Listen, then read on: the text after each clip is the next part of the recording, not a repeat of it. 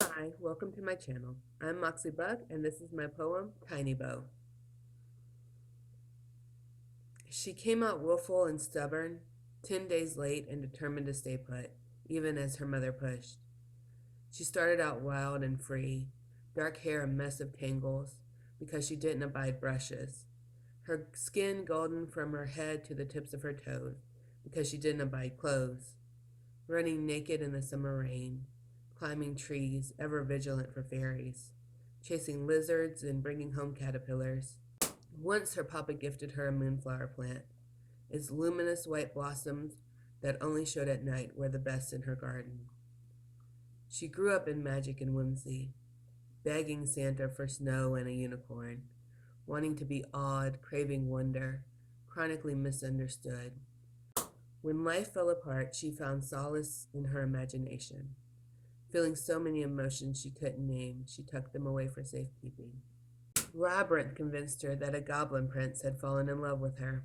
Evita inspired her to dream of becoming a dictator's wife, wanting to be loved and adored by her loyal subjects, wanting to be invisible, not knowing what she wanted, only knowing it wasn't the life she lived in.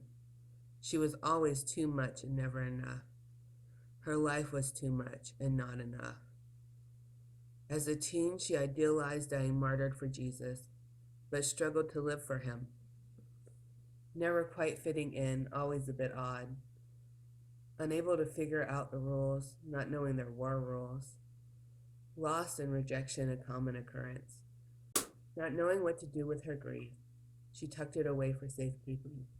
Then she lost the one who held her hopes and defined who she was. Grief swallowed her up, cocooned her for years and months, blinding, chest constricting, immobilizing, until the light broke through and new life reached her lungs. She stepped out strong-willed and free, unable to reconcile this woman with the girl she had been. She tucked that girl away for safekeeping. Now she is thriving but unsatisfied, too much and expecting more, kind but with words that cut deep, not wanting to fit in but afraid of rejection. Her love is as fierce as a warrior protecting her home, loved and admired by her God, swallowed whole by him, delighted, dancing in his belly.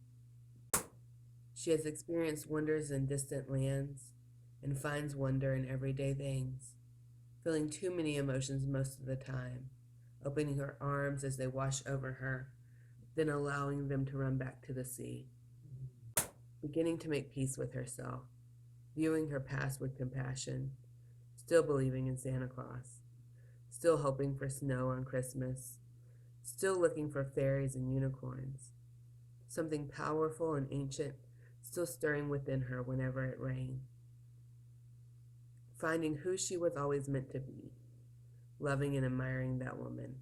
There is no stopping her now.